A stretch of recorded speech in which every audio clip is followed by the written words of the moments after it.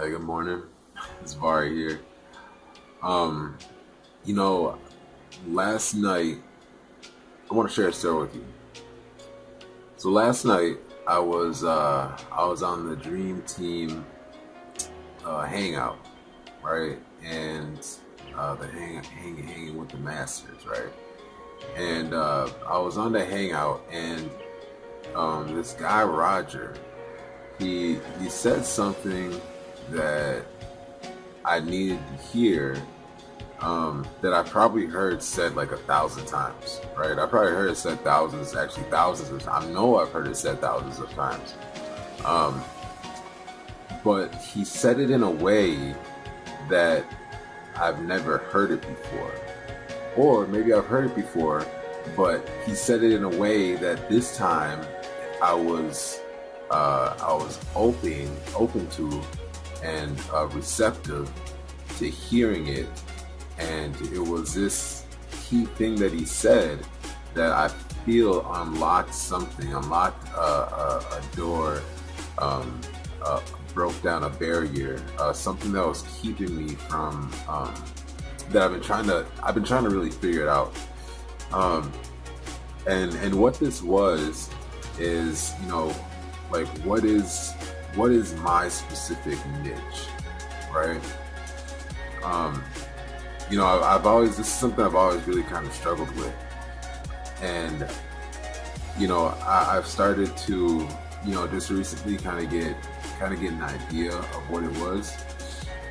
But here it is. Okay, so uh, you know, when I was a kid, I went to school.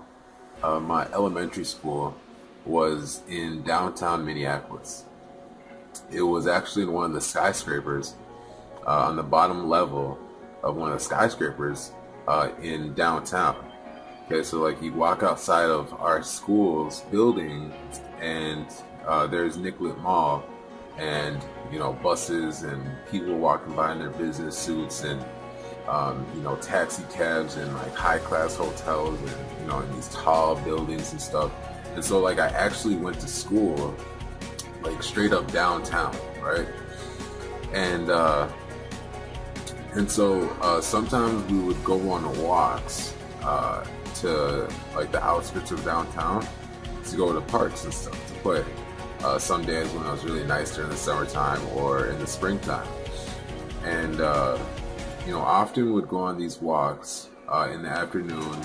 Sometimes it would be after school. I used to stay at this after school program until my mom got off work, because she worked downtown at the library.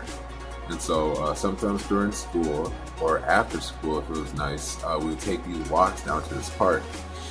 And down at this park, on the way down there, we would always take this same route. And sometimes we would walk by, and there'd be these homeless guys sitting out on the streets. And I remember I would always see these homeless people sitting on the streets, and I always feel really bad for them. I really didn't understand, why people had to live on the streets, why people had to be homeless. And so one day, I came back from a doctor's appointment, and it was towards the end of the day at school, and my mom dropped me off. It was like probably right towards the end of the day, so we just went into this other part of the school for the after school daycare program. And so she dropped me off, and that day we were going to the park in the after school program, and I had some cheeseburgers from Burger King that she had left with me, because I didn't get to eat lunch. And so I was going to eat it there. And hold on one second. Yes, baby. Okay, I'll be there in 1 second. Her game's not working. So anyways, so this day I didn't eat lunch, and I had these cheeseburgers with me. And so I was walking by. Okay, so we're walking to the park. And as we were walking by the YMCA that was downtown and right next to the park, we walked by, and there was this homeless guy sitting there. I remember this really vividly. at least I think I remember it vividly. My memory could have changed exactly what he was wearing around in the picture. I remember he was a native guy, and he was wearing like a dark green jacket and like a dirty brown shirt, and he had like long, well, it wasn't long, it was like came like to here, long for a guy, I guess, hair that was black and kind of like greasy, and his face was dirty. He had like a dirty, scruffy mustache and beard, just kind of like unshaven, unkempt and stuff. And so I remember walking by, and we're walking in this big group. We didn't have to walk single file. We kind of just walked in a big group that kind of covered like an entire block. And I was walking at the front of this group, and I had my cheeseburger in my hand. I just started to unwrap it, and I saw this guy. We walked by him, and I looked back at him, and I looked at my cheeseburger, and I was like, man, as hungry as I was, as this kid, I think I was 8 or 9, as hungry as I was, I turned around and I walked over to this guy and I handed him my cheeseburger. And I was like, here. And I remember he looked up at me, and he just kind of had this look of confusion on his face. And I said, are you hungry? And he said, yes. And I handed him the cheeseburger. And he took it, and I just remember him being so grateful. And, like from that time on, I think that's really, when I really started, when it all started, right? When the seed was planted. And, I've always just really had a really big heart for people. If you ask any of my friends, I was the guy who was always giving, what I had. You ask me, I'm giving it. Whether it was something material or my time or energy or whatever it was, if I was available, if I had it, it was yours. Whether it was the jacket I was wearing off my back because you didn't have one, or the pants that I was wearing because yours ripped and I happen to have another set in the car or something. You can just keep them type thing. You know what I mean? Like, but I've always been giving my entire life, even when I was doing the dirt in my life. I was always giving. I always felt like I was the nicest drug dealer there was. I was always giving people deals. I was always giving drugs away. I always loved to give. And so, I think that's what really attracted me to this business was, in order to succeed, you have to give, and you have to love giving. You can't just, I don't know. I can't speak because I don't know. Maybe there are people who are succeeding who give and don't have their heart into it and just give because they know they have to give in order to make money. But I don't see myself having much success trying to do that, simply because I believe that people aren't stupid, and people have these senses where we can sense people when they're on bullshit, and when we can sense people when they're not sincere in what they're saying. And so I believe that me personally, I could not have success if I was doing something that my heart wasn't into. And which is why I've been struggling so hard without having like a real target market or a real niche to call home that I wanted to. And last night on this call, Roger had said something. He said that you have to be passionate about what you do.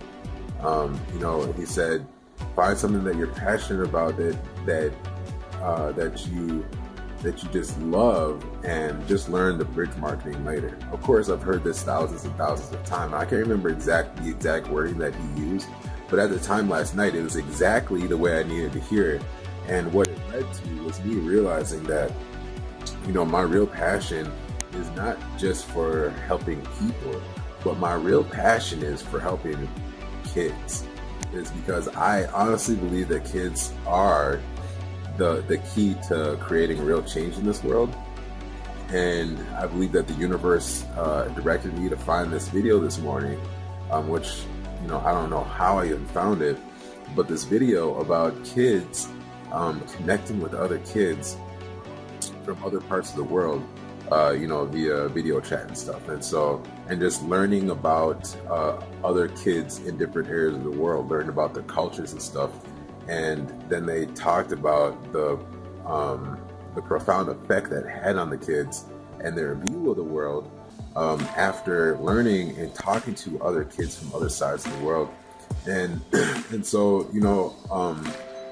I've always had this idea of creating this university, unlike regular universities, but like a university of knowledge, teaching disadvantaged and at-risk youth and homeless kids and their families how to create success in their lives, financially, spiritually, emotionally, and giving them a place to live just like a university with housing, giving them a place, giving them food, shelter, clothing, giving them, the comforts that they need in order to focus on, learning the stuff that they need, that's, learn the information, the skills that they need that's going to provide them, the life that they wish they had, or they wish they could provide for their family, but maybe don't believe that they could provide because of their lack of skills or their current environment and situation in life.